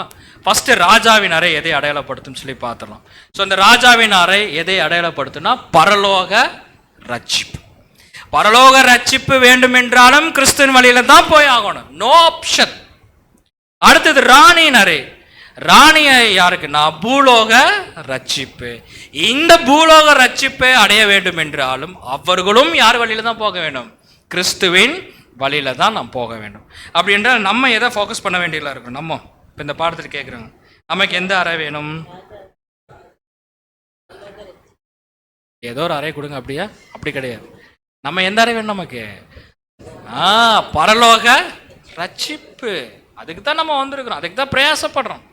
ஸோ பரலோக ரட்சிப்பு, திருச்சபை, அங்கே என்ன கிடைக்கும்னா அழியாமை, கிரேஸ், ஹையஸ்ட் கிரேஸ், அழியாமை கிடைக்கும். அதேமாதிரி பூலோக ரட்சிப்பில் என்னன்னா உலக ஜனங்களுக்கு கிடைக்க போது அவங்க எப்படி இருப்பாங்கன்னா நித்திய ஜீவனாக இருப்பாங்க. ஸோ ரெண்டுமே நல்லா புரிஞ்சுக்கலாம். அப்போ எல்லாரும் புதக்குழியில போயிட்டு இருந்தாங்களா? இப்போ புதக்குழியில போகாதீங்க, மேல் நோக்கு பாதிக்க வாங்க. ஒருத்தர் என்ன பண்ணிருங்க, ராஜாவின் அறைக்கு போயிருங்க, இன்னொருத்தர் என்ன பண்ணிருங்க, ராணின் அறைக்கு போயிருங்க அப்படின்னு. அப்ப எல்லாத்துக்கும் தேவன் என்ன கொடுக்க போறாருன்னா ஜீவனை கொடுக்க போறது நிச்சயம். சரிங்களா? அப்ப 2 தீமோத்தேயு 1:10. 2 தீமோத்தேயு 1:10. நம்முடைய ரட்சகராக இயேசு கிறிஸ்து பிரசன்னமானதினாலே அந்த கிருபை இப்பொழுது வெளிப்படுத்தப்பட்டது. அவர் மரணத்தை பரிகரித்து ஜீவனையும் அழியாமையும் சுவிசேஷத்தினாலே வெளியரங்கமாக்கினார். ஒரே வசனத்தை சொல்லிருச்சு பாருங்க, ஜீவனையும் அழியாமையும் சுவிசேஷத்தினாலே என்ன பண்ணிருக்கிறாருங்க? வெளியரங்க. ஆனா இந்த ராஜாவின் அறை போகிறது அவ்வளோ ஈஸி கிடையாது. நான் சொல்லி ராஜாவின் அறை அவ்வளோ ஈஸி கிடையாது. இதை நான் இந்த சார்ட்டை கொஞ்சம் பின்னாடி உங்களுக்கு நான் கொடுக்குறேன் என்ன டீட்டெயிலாக. அது கொஞ்சம் கஷ்டம்தான். ராஜாவின் அறை போகிறது இட்ஸ் நாட் ஈஸி, அது கொஞ்சம் கஷ்டம்தான். ஆனால் கிறிஸ்து நம்ம கூட இருந்தால் நம்ம என்ன பண்ணிடலாம், ஜெயம் பெற்றுலாம். ஆனால் முக்கியமான ஒரு விஷயம் என்னென்னா, நீங்கள் ராஜாவின் அறைக்கு போகிறதுனால சரி, ராணின் அறைக்கு போகிறதுனால சரி, நம்ம தேவனுக்கு ஏற்ற நற்கிரியை செய்யாமல் நம்ம எங்கே பண்ண முடியாதுங்க, போக முடியாது. பாருங்க, ஃபார் எக்ஸாம்பிள் நான் சொல்கிறேன், இன்னைக்கு நம்ம சோர்ந்து போகாமல் நற்கிரை செஞ்சோம்னா அழியாமை பெற்றுக்கொள்வோம். அதே மாதிரி ஒரு ராஜ்யத்தில் எல்லாத்தையும் கொண்டு போய் நித்திய ஜீவன் கொடுத்துருவாரா? அங்கேயும் என்ன இருக்கு, 3ஆம் அறுவடை இருக்கு. எது? வெள்ளாடு, அதுக்கப்புறம் செம்மறியாடு. செம்மறியாட்டு கூட்டத்தை மட்டும்தான் தேவன் என்ன பண்ண போறாருன்னா ஆசீர்வதிக்க போறாரு. ஸோ அங்கேயே என்ன இருக்குன்னு பார்த்தீங்கன்னா அங்கேயும் ஒரு ஃபில்ட்ரேஷன் நம்ம இருக்குன்னு சொல்லி பார்க்கின்றோம். பாருங்க, யோவான் 3:16. யோவான் 3:16. தெய்வன் தம்முடைய ஒரே பேரான குமாரனை விசுவாசிக்கிறவன் எவனோ அவன் கெட்டு போகாமல் நித்திய ஜீவனை அடையும்படிக்கு அவரை தந்தருளி இவ்வளவாய் உலகத்தில் அன்பு கூர்ந்தார். அவரை தந்தருளி இவ்வளவாய் உலகத்தில் என்ன பண்ணிருக்காருங்க? அன்பு கூர்ந்தார். அப்ப பாருங்க, தேவனுடைய திட்டம் ஏற்கனவே இஸ்ரேல் ஜனங்களுக்கு கொடுத்தார். இஸ்ரேல் ஜனங்களால ஃபாலோ பண்ண முடியல. சிவப்பு கல் அடைப்பு, நியாயப்பிரமாணம் அடைப்பு ஏற்பட்டுருச்சு, போக முடியாம. ஸோ இயேசு கிறிஸ்துவை கொடுத்தார். அவரும் மரணம் வரைக்கும் போயிட்டார். அவரும் மரணம் வரைக்கும் போனது என்னன்னா நம்முடைய பாவங்களை அவர் என்ன பண்ணாருங்க? சுமந்தார். அதுக்கப்புறம் என்ன பண்ணாருன்னா ஒரு இடுக்கமான பாதையை நமக்காக என்ன பண்ணிருக்காரு? ஓப்பன் பண்ணி. இந்த மாதிரி பாருங்க, இந்த மாதிரி பெரிய பாதையில் என்ன பாதை? இடுக்கமான பாதை ஓப்பன். அப்ப இந்த இடுக்கமான பாதை வழியில் அப்படியே கிறிஸ்து பின்னாடி போனோம்னா எங்க போயிடலாம்? கிங் சாப்பருக்கு போகலாம். இப்போ நம்ம எங்க இருக்கிறோம்? நம்ம எங்க இருக்கிறோம் ஆக்சுவலா? இப்போ பெரம்பூர்ல சப்ஜெக்ட் கேட்டிருப்பாங்க. பெரம்பூர் தானே? இருங்க, இப்போ டக்குன்னு சொல்லிட்டு அப்ப நான் எப்படி கேள்வி கேட்கறது? ஓகே, அதான் பெரம்பூர் சப்ஜெக்ட் கேட்கணும். இப்போ பெரம்பூர்ல நம்ம என்ன, பெரம்பூர் தானே? ஓகே, சப்ஜெக்ட் கேட்டு இப்போ ஜிஜி ஹால் கேட்டு இப்போ நம்ம கேட்டோம். இப்போ நம்ம ஆல்மோஸ்ட் எங்க இருக்கிறோம்னா ஞானஸ்தானம் எடுக்கிற தருவாயில பக்கத்தில் இருக்கிறோம். நான் எடுக்கல, பக்கத்தில் இருக்கிறோம். இதனால வரைக்கும் என்ன பண்ணிட்டோம்னா தவறான போதனைனாலையும் சாத்தானுடைய வழிநடத்தினாலையும், சரிங்களா, இந்த கிறிஸ்துவ மண்டலத்தில் உள்ள ஒரு ரிலீஜியன்ஸ் டாக்டர்னாலையும் என்ன பண்ணிட்டு இருந்தோம்னா எல்லாரும் இந்த புதக்குழியில போயிட்டு இருந்தோம். தேவன் என்ன பண்ணா அவருடைய பெரிதான கிருபை நிமித்தமாக who is God, ஆண்டவராய் இயேசு கிறிஸ்து யார், அவருடைய ransom ஈடுபலி என்ன அப்படிங்கிறதெல்லாம் சத்தியத்தின் வாயிலாக ஒரு வெளிச்சத்தை நமக்கு கொடுத்திருக்கார், ஒரு நாலேஜை கொடுத்திருக்கார். அப்ப என்னன்னா இந்த உலகத்துல இருந்து கொஞ்சமா இப்படி மேலே ஏறி இருக்கிறோம். கரெக்டுங்களா? நீங்கெல்லாம் ஆக்சுவலா நம்ம 9:15 சப்ஜெக்ட் ஸ்டார்ட் பண்ணோம். இப்ப மணி 12:35 ஆயிட்டு இருக்கு. இதே பாபிலோனா இருந்து என்ன பண்ணிருப்பீங்க? தெரியுது. நேரம் பாபிலோன்ல இருந்தால் எதுக்கு அவங்க எடுக்கவே என்ன பண்ண மாட்டாங்க, உட்காரவே மாட்டோம். ஏன் உட்காந்துருக்கேன்னா சத்தியம். இப்போ என்னன்னா இந்த இடத்துல உட்காந்து நம்ம என்ன பண்ணோம், இளைப்பாறும் இடம் இருக்கு பார்த்தீங்களா. திங்க் ட்வைஸ், திங்க் மோர் தென் ட்வைஸ். ஏன் அப்படின்னா ஞானஸ்தானம் எடுக்கிறவர்களுக்கு தேவன் என்ன பண்ணுவாருன்னு பார்த்தீங்கன்னா ஒரு பெரிய கிருபை கொடுத்து இந்த ராஜாவின் அறைக்கு போறதுக்கு ஒரு வாய்ப்பை என்ன பண்ணுவாருங்க, ஏற்படுத்தி கொடுப்பார். த திங்க் ட்வைஸ், இளைப்பாறும் இடம். அப்ப சொல்ற ஆண்டவராகிய இயேசு கிறிஸ்து இங்க தான் என்ன பண்ணார், நான் எடுத்துட்டு அதுக்கப்புறம் போயிட்டார். சரி, எப்படி போனார் அப்படின்னு பார்த்தீங்கன்னா நம்ம தான் ஏற்கனவே சொன்னோம். இங்க என்ன இருக்கு, பெரிய பாதையில நம்ம ராணிக்கு போல எங்க இருக்குங்க பெரிய பாதை. இந்த பெரிய பாதை எப்படி இருக்கும் அப்படின்னு பார்த்தீங்கன்னா இதோட லென்த் மட்டும் பார்த்தீங்கன்னா 155 அடி. 155 அடி அப்படிங்கிறது இந்த பிக்சர் நல்லா பாருங்க. இது எப்படின்னா நம்ம இப்படி நேரம் இப்படி நடந்து போக முடியாது. இது எப்படி இதை கிராஸ் பண்ணுவாங்க அப்படின்னா இதோடைய ஹைட்டு மட்டும் பார்த்தீங்கன்னா 28 ஃபீட். இது எப்படி இருக்குன்னா இப்போ ஸ்டெப்ஸ் போட்டாங்க, இது முன்னாடி ஸ்டெப்ஸ் கிடையாது, இப்போ ஸ்டெப்ஸ் போட்ட பிக்சர். இது ஆக்சுவலாக அது எப்படி போகும்னா அங்கங்கே ஒரு கற்கள் மாதிரி இருக்கும். இந்த மிலிட்ரிக்கெலாம் ட்ரைனிங் எடுப்பாங்கல்ல, நீங்கள் பார்த்துருப்பீங்க, அட்வென்ச்சர்ஸ்லாம் வச்சு ட்ரக்கிங் போனவங்களாம் போனாங்க. இதை பிடிச்சி என்ன பண்ணுவாங்க, நேராக போக முடியாது. ஒவ்வொரு ஸ்டெப் எடுத்து வைக்கும் போது அந்த மாதிரி இதை கஷ்டப்பட்டு பிடிச்சி தான் என்ன பண்ண முடியும்னா நம்ம போக முடியும். ஆனால் என்ன பண்ணலான்னா கொஞ்சம் ஸ்லிப் ஆனாலும் கவலைப்பட வேண்டிய அவசியம் இல்லை. ஏன்னா சரன் கீழே போக மாட்டோம், கீழே நிறைய பிடிக்கிறதுக்கு இடம் இருக்கும். ஏதோ ஒன்று நம்ம என்ன பண்ணால் பேலன்ஸ் பண்ணி பிடிச்சிட்டு நம்ம என்ன பண்ணலாம்னா அந்த மேல் நோக்கு பாதைக்கு என்ன பண்ணலாம், போகலாம். கலாத்தியர் 5ஆம் அதிகாரம் 1ஆம் வசனம். கலாத்தியர் 5ஆம் அதிகாரம் 1ஆம் வசனம். ஆனபடியினாலே நீங்கள் மறுபடியும் அடிமைத்தனத்தின் நுகத்துக்கு உட்படாமல் கிறிஸ்து நமக்கு உண்டாக்கின சுயாதீன நிலைமையிலே நிலை கொண்டிருங்கள். ஓகே, அப்படி என்றால் தேவன் நம்ம என்ன சொல்றாரா, நீங்க சுயாதீனமா வாங்க, பயந்துக்காதீங்க, கவலைப்பட வேண்டிய அவசியம் இல்லை, சுயாதீனமா வாங்க, நீங்க மேல வாங்க. அப்படி ஒரு வேளை கீழே மாதிரி இருந்து கீழே விழுகிற மாதிரி இருந்துச்சுன்னா கவலைப்படாதீங்க, என்னுடைய வார்த்தை இருக்கு, என்னுடைய வாக்கு தத்துவம் இருக்கு, அது நீங்க என்ன பண்ணும், கொண்டு போகும். அதுதான் நீதிமான் 7 தடவை விழுந்தாலும் அவன் என்ன பண்ணுவான், எழுந்திருப்பான். ஒரு தடவை நமக்கு சோறு வரும், ஆனால் தேவனுடைய வாக்கு தத்துவம் நம்மளை என்ன பண்ணா உயர்வு கொண்டு போகும். சோர்ந்து போன நேரத்தில் தேவனுடைய வார்த்தை தான் நமக்கு என்ன பண்ணுன்னா உயர்வை கொடுக்கும். ஸோ இதுக்கு என்னன்னு பார்க்கின்ற பொழுது தேவனுடைய வார்த்தை நமக்கு ஒரு தைரியத்தை கொடுக்கும். எப்படி யோசுவா கொடுத்த மாதிரி. யோசுவா 1ஆம் அதிகாரம் 9ஆம் வசனம் வாசிப்போம். யோசுவா 1ஆம் அதிகாரம் 9ஆம் வசனம். நான் உனக்கு கட்டளையிடவில்லையா, பலம் கொண்டு திடமனதாயிரு. நமக்கு அதே தான், ஞானஸ்தானம் எடுக்க போறவர்களுக்கு தேவன் சொல்ற வார்த்தை இதுதான். கவலைப்படாதீங்க, கஷ்டப்படாதீங்க, நீங்க பலன் கொண்டு திடமனதாயிரு, திகையாதே, கலங்காதே, நீ போகும் இடமெல்லாம் உன் தேவனாகிய கர்த்தர் உன்னோடு இருக்கிறார் என்றார். என்ன ஒரு ஆறுதலான வார்த்தை. நீ போகும் இடமெல்லாம் என்னன்னா தேவனுடைய கர்த்தர் உன்னோட இருப்பார். ஞானஸ்தானம் எடுத்த பின்பாக, தேவனுடைய நல்மனசாட்சியின் உடன்படிக்கை எடுத்த பின்பாக நம்ம யாரை ட்ரெஸ்ஸா போடுறோம், ஆக்சுவலா யாரை ட்ரெஸ்ஸா போடுறோம், தேவன் கொடுக்கறது என்னது, கிறிஸ்துவே ட்ரெஸ்ஸா போட்டிருக்கிறோம். தேவன் பரலோகத்துல இருந்து என்னை பார்க்க மாட்டார், எனக்கு மேல இருக்கிற கிறிஸ்துவை தான் பார்ப்பார். அப்ப நான் எங்க போனாலும் என்ன செஞ்சாலும் எது பண்ணாலும் தேவனுடைய சித்தம் இல்லாமல் என்ன ஆகாதுங்க, நடக்காது. எங்க நாளைக்கே செத்து போயிடுறேன்னு வச்சுக்கோங்க, நாளைக்கே மரணம் வருதுன்னு வச்சுக்கோங்களேன், பயப்பட வேண்டிய அவசியம் இல்லை, கவலைப்பட வேண்டிய அவசியம். தேவனுடைய சித்தம் இல்லாமல் என்ன ஆகுதுங்க, நடக்காது. அவர் சித்தத்திற்கு மீறி ஒண்ணுமே கிடையாது, தெரியுங்களா? அதனால சங்கீதம் 37ஆம் அதிகாரம் 24ஆம் வசனம். சங்கீதம் 37:24ஆம் வசனம். அவன் விழுந்தாலும் தள்ளுண்டு போவதில்லை, கர்த்தர் தமது கையினால் அவனை தாங்குகிறார். என்ன ஒரு வாக்குத்தத்தம் பாருங்க, அவன் விழுந்தாலும் தள்ளுண்டு போவதில்லை, கர்த்தர் தமது கையினால என்ன பண்றாருங்க, தாங்குறார். தைரியமா ஞானஸ்தானம் எடுப்போம், தைரியமா கிறிஸ்துவை தரித்து கொள்வோம், தைரியமா போவோம், கூடவே என்ன பண்ணுவாருன்னா கர்த்தர் இருப்பார். இப்போ யோசுவா காலேபு மற்ற 10 பேர், மொத்தம் 12 பேர் வேவு பார்க்க போனாங்க. நல்லா புரிஞ்சுங்க, வேவு பார்க்க போனாங்க. போயிட்டு வரும்போது 10 பேர் என்ன சொன்னாங்க, துர்ச்செய்தி தான் சொன்னாங்க, 2 பேர் தான் நற்செய்தி சொன்னாங்க. வரும்போது எதையும் எடுத்துட்டு வந்தாங்க யோசுவா காலேபு. பழம்ங்கிறது கரெக்டு தான், என்ன பழம், திராட்சை பழம். ஓகே, ஓகே, திராட்சை பழம் அது ஒரு செழுமையே, ஒரு ஆசீர்வாதத்தை அந்த திராட்சை பழம் அங்கே அடையாளப்படுத்தும். பாருங்க, தேவன் ஆசீர்வாதமா சொன்ன தேசம் உண்மை. உண்மை இங்க பாருங்க, கிரேப்ஸ் பாருங்க, அது பாலும் தேனும் ஓடுற தேசம்தான் அப்படின்னாங்க. அங்க இருக்க தேவன் கொடுக்கிற நன்மையை பார்த்தது தான் யோசுவா காலேபு. ஆனா 10 பேர் எதை பார்த்தாங்கன்னா, தேவன் கொடுத்த நன்மையை பார்க்காம எதை பார்த்தாங்க தெரியுங்களா?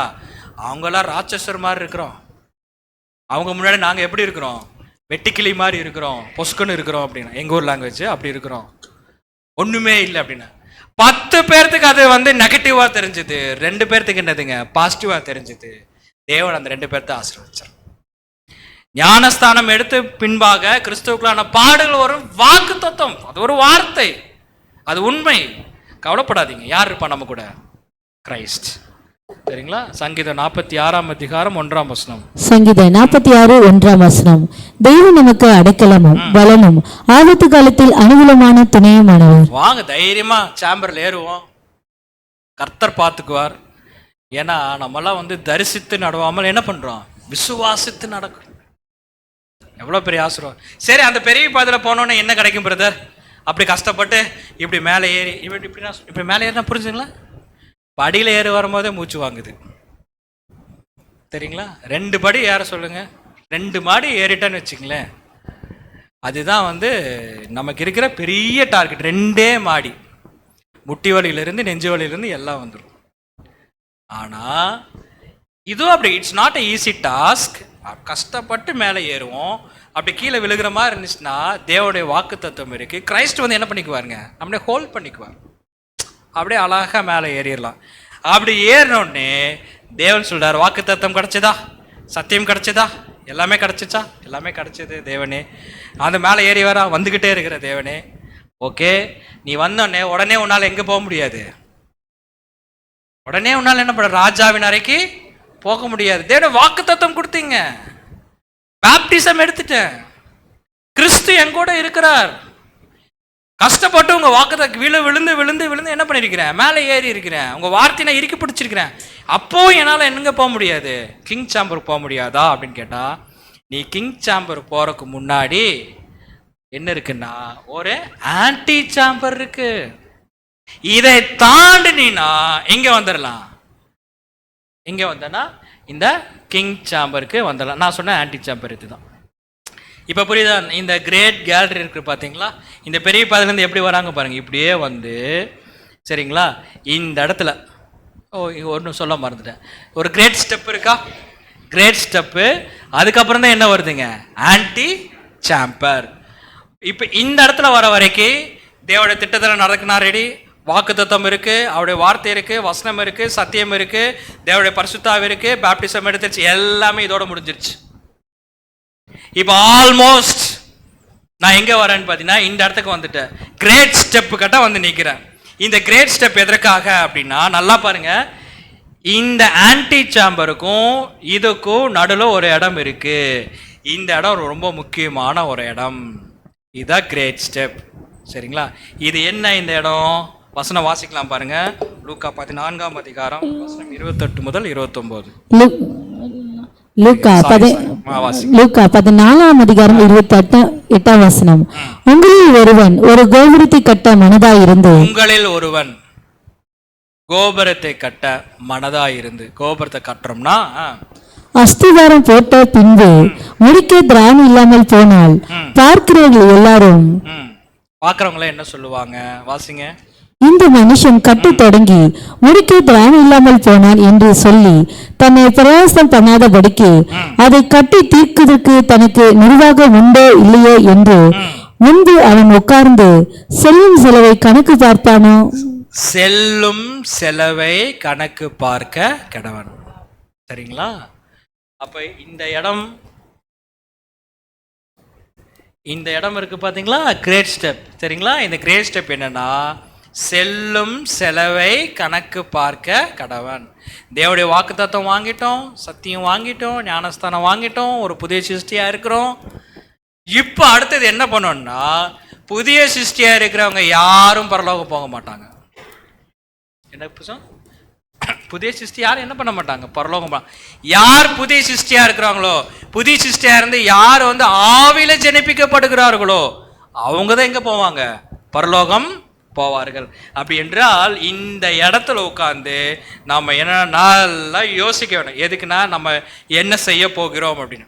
இப்போ இந்த ஆன்டி சாப்பரில் நான் கொஞ்சம் பின்னாடி போயிட்டேன். இந்த ஆன்டி சாப்பரில் பார்த்தீங்கன்னு வச்சுக்கோங்களேன், இதில் தெளிவாக நல்லா பாருங்க, புரியாது. ஸோ இது கிரேட் ஸ்டெப். இந்த ஆன்டி சாம்பரில் நேரம் இப்படி ஸ்ட்ரைட்டாக போக முடியாது. ஏன்னா இங்கே உள்ள என்ட்ரான பின்னாடி இங்கே ஒரு குமி இருக்கும், குமிஞ்சிட்டு அதுக்கப்புறம் எந்திரிக்கணும். நான் சொல்கிறேன் புரியுங்களா? குமிஞ்சு கீழே போயிட்டு அதுக்கப்புறம் என்னங்க எந்திரிச்சு நிற்க வேணும். அதுக்கப்புறம் திருப்பி குமிஞ்சிட்டு உள்ளே போயிட்டு எந்திரிச்சு நிற்கணும். 3ஆவது தடவை குமிஞ்சிட்டு உள்ளே போய் அதுக்காக என்ன பண்ணணுங்க, எந்திரிச்சு நிற்கணும். புரியுங்களா? ஏன்னா நான் குமிஞ்சு எந்திரிச்சினேன்னா எனக்கு ஒரு பிளாக் எப்படி, அப்புறம் குமிஞ்சு எந்திரிச்சு, அப்புறம் இங்கே ஒரு பிளாக் இருக்கும், அப்புறம் குமிஞ்சு எந்திரிச்சு. ஸோ அந்த மாதிரி தான் நான் என்ன பண்ணேன்னா குமிஞ்சு போக வேண்டும். குமிந்து இப்படி போய் தான் என்ன பண்ணணும்.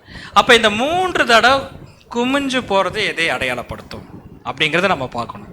சரிங்களா? 3 தடவை. ஃபர்ஸ்ட் ஒன் லூக்கா 9:23. லூக்கா 9:23. பின்பு அவர் எல்லாரையும் நோக்கி, ஒருவன் என் பின்னே வர விரும்பினால் அவன் தன்னைத்தானே வெறுத்து தன் சிலுவையை அனுதினமும் எடுத்துக்கொண்டு என்னை பின்பற்ற கடவன். இதிலே முடிச்சிட்டார். என்னது? ஃபர்ஸ்ட் செல்லும் செலவே நான் கணக்கு பார்க்க. ஓகே ரைட், இனி நான் கிறிஸ்து பின்னாடி தான் போக போறேன். ஒரு டிசைடு வந்துருச்சா? ஃபர்ஸ்ட் நீ என்ன செய்ய வேண்டும் என்றால் தன்னைத்தான் வெறுக்க வேண்டும். அதிலே 99 பேர் போயிடுவாங்க. அதில் 99 பேர், மீதி எத்தனை பேர் இருப்பாங்க? 1 தான். தன்னைத்தான் வெறுக்கிறதுல 99 பேர் போயிடுவாங்க. சரி, அடுத்தது தன்னைத்தான் வெறுத்தவங்க என்ன பண்ணுவானு?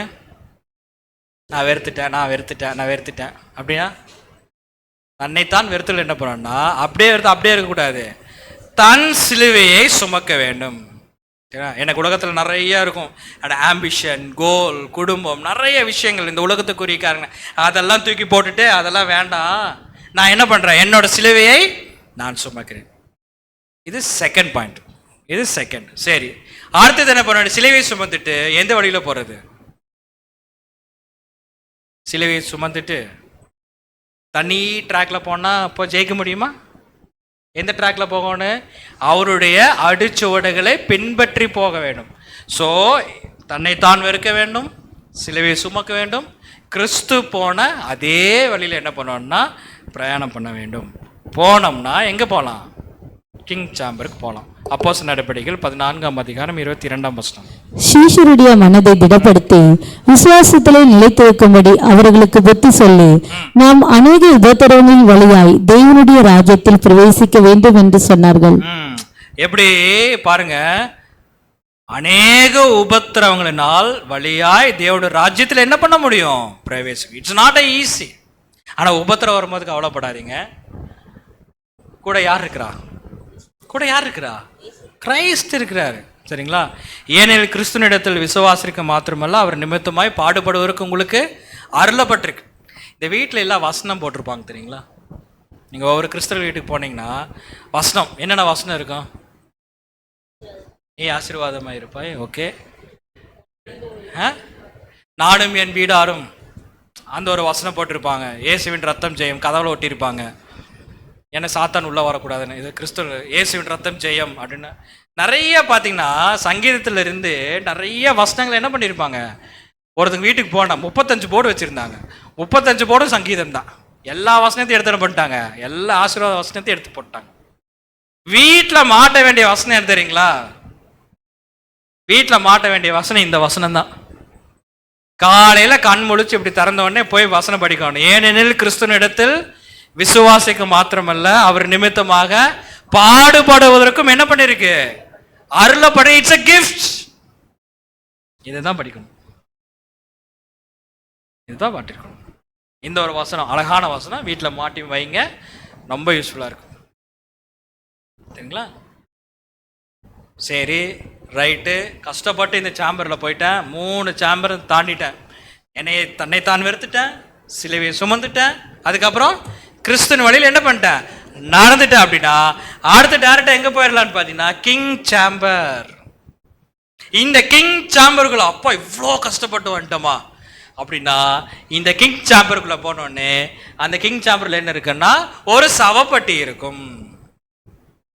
வந்து இதா இவ்வளோ தூரம் கஷ்டப்பட்டு மேலேறி வந்தால் என்னங்கிறத சவப்பட்டி இருக்கு. சவப்பட்டி சைஸில் ஒன்று இருக்கும். பட் இந்த சவப்பட்டி க்ளோஸாக இருக்காது, என்னவா இருக்குங்க, ஓப்பனாக இருக்கும். சவப்பெட்டி ஓப்பனாக இருந்தால் என்ன அர்த்தம்? கரெக்டு, பாடி இல்லைன்னு அர்த்தம். ஏன்னா பாடி இருந்துச்சுன்னா அது க்ளோஸ் பண்ணி புதைச்சிருவாங்க. இந்த சவப்பெட்டி ஓப்பனில் இருக்கும். ஓப்பன் இருக்குன்னா அங்கே டெத்து கிடையாது. என்னது? டெத்து கிடையாது. நீங்கள் பார்த்துருப்பீங்கன்னு வச்சுக்கோங்க, டெத்து வீட்டிலான்னு போயிருப்போம். அப்போ என்ன பண்ணுவோன்னா சவப்பெட்டி வரும், வந்தோடனே அதை ஓப்பன் பண்ணி வச்சுருப்பாங்க. ஏன் ஓப்பன் பண்ணி வச்சுருப்பாங்கன்னா பாடி அங்கே இருக்கும், பெட்டி இங்கே இருக்கும். எப்போ உள்ளே வைக்கிறாங்களோ உள்ளே வச்சோன்னு என்ன பண்ணிடுவாங்க, க்ளோஸ் பண்ணிடுவாங்க. இங்கே ஆக்சுவலாக இது ஓப்பன், இட்ஸ் ஓப்பன். என்ன காரணம்? இங்கே டெத்து கிடையாது, இது அழியாமை. சரிங்களா? அதனால தான் கரெக்டாக தேவன் அங்கே வச்சிருக்காரு. ஏன்னா இந்த அழியாமைக்குள்ளே யார் இருக்கான்னு பார்த்தீங்கன்னா, பிதாவாகிய தேவன், ஆண்டவராகிய இயேசு கிறிஸ்து. அதுக்கப்புறம் யார் இந்த கிங் சாம்பருக்கு போகிறாங்களோ, யார் அழியாமை பெற்றுக்கொள்கிறார்களோ அவர்கள். வெளிப்படுத்தின விசேஷம் 3ஆம் அதிகாரம் 21ஆம் வசனம். வெளிப்படுத்துதல் 3ஆம் அதிகாரம் 21ஆம் வசனம். நான் ஜெயம் கொண்டு என் பிதாவினுடைய சிங்காசனத்திலே அவரோடு கூட உட்கார்ந்தது போல ஜெயம் எவனோ அவனும் என்னுடைய சிங்காசனத்தில் என்னோடு கூட உட்காரும்படிக்கு அருள் செய்வேன். கிங் சாம்பர்ல என்ன யார் போறாங்கன்னா 1,44,000. எப்படி இயேசு கிறிஸ்து இருக்கிறாரோ அப்படியே சபை என்ன பண்ணுன்னா இருக்கும், ஜெயம் கொண்டவர்கள். சரிங்களா சார்? ஓகே, இப்போ ராஜாவின் அறை நம்ம பார்த்துட்டோம். அடுத்து நம்ம என்ன பார்க்க போறோம்னா, எங்க போறோம்னா ராணியின் அறைக்கு போக போறோம். சரிங்களா? ராணி அறைன்னு பார்க்கும்போது அது கூட ராஜ்யத்தில் கிடைக்கின்ற ஒரு ஆசீர்வாதம். ஏன்னா நம்ம ஏற்கனவே பார்த்துட்டோம், ராணி அறைங்கிறது எதை அடையாளப்படுத்துச்சு, பூலோகத்தை அடையாளப்படுத்துச்சு சொல்லி நம்ம பார்த்துட்டோம். இப்போ எல்லா ஜனங்களும் பாவத்தில் போயிட்டு இருக்கிறனால தான் கிறிஸ்துவ மூலியமாக ஒரு ரட்சிப்பு வந்துச்சு. முதலாம் உயிர்த்தெழுதலுக்கு யார் பங்குள்ளவர்கள் பார்க்கும்போது 1,44,000 பேர். அப்போ அவருடைய ராஜ்யத்தில் என்ன பண்ண போறாருன்னா, தேவன் மரித்தோர் என்ன பண்ணுவாருங்க, உயிரோட எழுப்புவார். நீங்களாம் மரணத்துக்குள்ள இருந்தீங்க, இப்ப மரணத்திலிருந்து நீங்க என்ன பண்ணுங்க, வெளியே வாங்க. ரோமர் 6ஆம் அதிகாரம் 17ஆம் வசனம் வாசிப்போம். ரோமர் 6ஆம் அதிகாரம் 17ஆம் வசனம். முன்னே நீங்கள் பாவத்திற்கு அடிமைகளாய் இருந்தோம், இப்பொழுது உங்களுக்கு ஒப்புவிக்கப்பட்ட உபதேச சட்டத்திற்கு நீங்கள் மனப்பூர்வமாய் கீழ்ப்படிந்ததினாலே தேவனுக்கு ஸ்தோத்திரம். அப்ப பாருங்க, எல்லாத்தையும் தேவன் ராணி அறையில கொண்டு போறதில்ல. அதான் ஏற்கனவே சொன்னேன், 3ஆம் அறுவடை கூட அங்கே என்ன பண்ணுங்க நடக்கும். அப்போ தேவன் என்ன சொல்ல போறார், என்னன்னா ஒன்று, இன்னைக்கு நம்ம படித்த சத்தியத்தை அவங்க என்ன பண்ண போறாங்க, படிக்க போறாங்க. அப்போ அவங்க பாவத்திலிருந்து நீங்களாகும்படி ஒரு ரட்சிப்பு என்ன பண்ணுவார்னா அங்கே கொடுப்பார். அதான் ஏசாயால படிக்கின்ற பொழுது அங்கே பெரும்பாதையான வழியும் இருக்கும், அது பரிசுத்த வழி என்னப்படும். ஸோ அவங்களும் என்ன பண்ண போறாங்கன்னா அந்த ராணியின் அறையில் உலக ஜனங்கள் போக போறாங்க. அப்போ அந்த ராணி அறையில் போகின்ற பொழுது அவங்களுக்கு நமக்கு என்ன பெரிய வித்தியாசம்னா, நமக்கு இன்னைக்கு சிங்கம் இருக்கும், நமக்கு நிறைய துஷ்டம் இருக்கும், இன்னைக்கு நம்ம நிறைய சாத்தான் இருப்போம். இதெல்லாம் மீறி போனவங்க தான் கிங் சாம்பருக்குள்ளே போக முடியும். ஆனால் ராணி அறையில் போகிறவங்களுக்கு அங்கே துஷ்டம் மிருகமும் இருக்காது, அங்கே சிங்கமும் இருக்காது, அங்கே யாருமே இருக்க. மீட்கப்பட்டவர்களே அந்த பெரும்பாதையான வழியில் என்ன பண்ணுவாங்கன்னா நடப்பார்கள். ஆனால் என்ன அப்படின்னு பார்க்கின்ற பொழுது அவர்கள் பெரிய பாதைக்கு போக முடியாது. எங்கே தான் போக முடியும், இங்கே. ஸோ இப்போ இந்த ராணி அறையில் போகக்கூடிய உலக ஜனங்கள் அவங்க எப்படி போவாங்க அப்படின்னு பார்க்கின்ற பொழுது எல்லாம் மறிச்சிருப்பாங்களா? உயிரோட தேவனுக்கு கிறிஸ்துவ மூலியமா எழுப்புவாரா? எழுப்பின உடனே நேராக அவங்களுக்கும் ஒரு இளைப்பாறுதல் இடம் கிடைக்கும். நம்ம இன்னைக்கு ஞானஸ்தானம் எடுத்தோம்ல, அவங்களுக்கும் ஒரு இளைப்பாறுதல் இடம் கிடைக்கும். இந்த இளைப்பாறுதல் இடத்துல தான் அவங்க யோசிப்பாங்க, நம்ம இத்தனை நாள் பாவத்தில் இருந்தோம், இத்தனை நாள் அடிமைத்தனத்தில் இருந்தோம், இனி கிறிஸ்துவ மூலியமாக தேவன் நம்மளை உயிரோட எழுப்பி இருக்கிறார், நம்ம படிக்க வேண்டியதெல்லாம் இங்க படிப்பாங்க. படிச்சுட்டு அதுக்கப்புறம் தேறினவர்கள் தான் எங்க போவாங்க அப்படின்னா இந்த ராணியின் அறைக்கு என்ன பண்ணுவாங்கன்னா போவார்கள் என்பதை நம்ம பாருங்க. சார் ராணியின் அறை அப்படியே போயிட முடியுமா அப்படின்னு பார்த்தீங்கன்னா இல்லை, நான் இங்கே வரல, நான் உங்களுக்கு டீட்டெயிலாக சொல்கிறேன். ஸோ இந்த குயின் சேம்பர் போகிறதும் எப்படி இருக்கும் அப்படின்னா, இந்த இடம் இருக்குது பார்த்தீங்களா, இந்த இடத்துலையும் ஒரு 6 தடுப்புகள் இருக்கும். அந்த தடுப்புகள் பார்த்தீங்கன்னா ரொம்ப சின்னதாக இருக்கும். எதுக்கு இந்த தடுப்புகள் 6 இருக்கும்? 7வது இதில் தான் என்ன இருக்குன்னு பார்த்தீங்கன்னா ராணியின் அறை இருக்கும். எடுத்தோடனே போக முடியும். அப்போ இந்த 6 இது எதை அடையாளப்படுத்துது அப்படின்னா, என்னதான் வந்து உலக ஜனங்களுக்கு தேவன் வந்து ஒரு பின்னாடி ஒரு பிளஸிங் வச்சிருந்தாலும் 6000 வருஷம் அவங்க என்னதான் பட போறாங்கன்னா மரணத்துக்குள்ள தான் போக போறாங்க. அதை அடையாளப்படுத்துறதுக்காக தான் இந்த 6 இது. லாஸ்ட் 1000 இயர்ஸ்ல தான் அவங்களால நிமிர்ந்து நிற்க முடியும். அதனால தான் இந்த லாஸ்ட் இது மட்டும் ஹைட்டா நிற்கிற மாதிரி இருக்கும். ஸோ அந்த லாஸ்ட் 7 தானோன்னு என்ன வந்துடும் பார்த்தீங்கன்னா ராணியின் அறை அங்கே வந்துடும் சொல்லி நம்ம பார்க்கட்டும். ஸோ இதுலேயும் தேவனுடைய திட்டம் இருக்கு. இப்போ நல்லா கவனிச்சுக்கலாம். பூமி என்ன பண்ண போறனா ரெஸ்டரேஷன், மீண்டும் என்ன பண்ண போறாருன்னா தேவன் ஆதாம் இருந்த நிலைமைக்கு இந்த பூமி என்ன பண்ண போறாங்க, மாற்ற போறார். அப்படி என்றால் ஆதாம் பிறக்கும்போது எப்படி பிறந்தார்? பரிபூர்ணம் எங்க இருக்கு? நம்ம ஏற்கனவே பரிபூர்ணம் எங்க இருக்கு? நுழைவு. இது பரிபூர்ணமா? இப்போ பரிபூர்ணத்தில் ஆதாம் இருந்தார். லாஸ்ட்ல உலக ஜனங்களை நித்திய ஜீவனுக்கு போகும்போது எந்த கண்டிஷன்ல இருப்பாங்க? எந்த கண்டிஷன்ல இருப்பாங்க? பரிபூர்ணமான கண்டிஷன்ல இருப்பாங்களா? இந்த குயின் சாம்பர் இருக்கு பாத்தீங்களா, நித்திய ஜீவன் பரிபூர்ணமா இருக்கிற இந்த இது அப்படியே இங்க ஸ்ட்ரைட்டா வந்தா இந்த நுழைவாயில் எப்படிங்க? இது ஸ்ட்ரைட்டா வந்தா இந்த நுழைவாயில். ஆனா சீஃப் கார்னர் ஸ்டோன் எங்க இருக்கு? அது யார்? இது ஆண்டவராகிய இயேசு கிறிஸ்து. ஆண்டவராகிய இயேசு கிறிஸ்து பக்கத்துல யார் இருக்க போறான்னா இந்த கிங் சாம்பரா இருக்கின்ற நம்ம தான். 1,44,000 பேர் என்ன பண்ணாங்க. அன்பான சகோதரி, இன்னைக்கு எடுத்தது வந்து இந்த பிரமிட்ல ஜஸ்ட் 20% தான், நேரம் கருதி. சரிங்களா? இன்னும் இதுக்குள்ள நிறைய அர்த்தங்கள் இருக்கு, நிறைய மீனிங் இருக்கு. பட் இதுன்னு நம்ம டீட்டெயில் எடுத்தோன்னா நமக்கு வந்து ரொம்ப நேரம் ஆகும். இந்த குரோட்டோ வந்து நம்ம தனியாக பார்க்கலாம், இந்த மேல்நோக்கு பாதை எப்படி தனியாக போகிறோன்னு சொல்லி பார்க்கலாம், இந்த இடத்துல இந்த 3 இது என்னன்னு சொல்லி நம்ம பார்க்கலாம். இதெல்லாம் வந்து இன்ச் பை இன்ச்சாக நம்ம பார்த்தோன்னா டைம் அதிகமாக இருக்கும். பட் இருந்தாலும் நம்ம எது வரைக்கும் எடுத்துருக்குன்னா இந்த பிரமிடு யார், இந்த பிரமிடை யாரை அடையாளப்படுத்துகிறாங்க, இது எப்படி கட்டப்பட்டிருக்கு, இதுக்குள்ளே என்ன இருக்குது, இதோட தேவனுடைய திட்டம் என்ன இருக்குது அப்படிங்கிறது நம்ம ஓவராலாக என்ன பண்ணியிருக்கிறோன்னா கவர் பண்ணியிருக்கிறோம் நேரம் கருதி. அப்போது ஒரு விஷயத்தை மட்டும் நம்ம நல்லா புரிஞ்சுக்கலாம். இவ்வளோ பெரிய ஒரு திட்டம் இன்னைக்கு உலக ஜனங்கள் இருக்கிறவங்களுக்கு யாருக்குமே தெரியாது. இது தேவனுடைய ஸ்தம்பம், தேவனுடைய பலிபீடம். யார் பேசாட்டே இது பேசும். இன்னைக்கு ஆக்சுவலாக இது பேசிடுச்சு. இவ்வளோ பெரிய தேவனுடைய திட்டத்தில் இருந்த நாம் நம்முடைய ஏம் எங்கே இருக்க வேண்டும்னு பார்த்தீங்கன்னா, எப்படியாச்சும் என்ன பண்ணுவானுங்க, அந்த கிங் சாம்பருக்குள்ளே நம்ம போய் சேர வேண்டும். தேவன் தாமே இந்த வார்த்தை நமக்கு ஆசீர்வாதமாக தருவாராக. ஆமென்.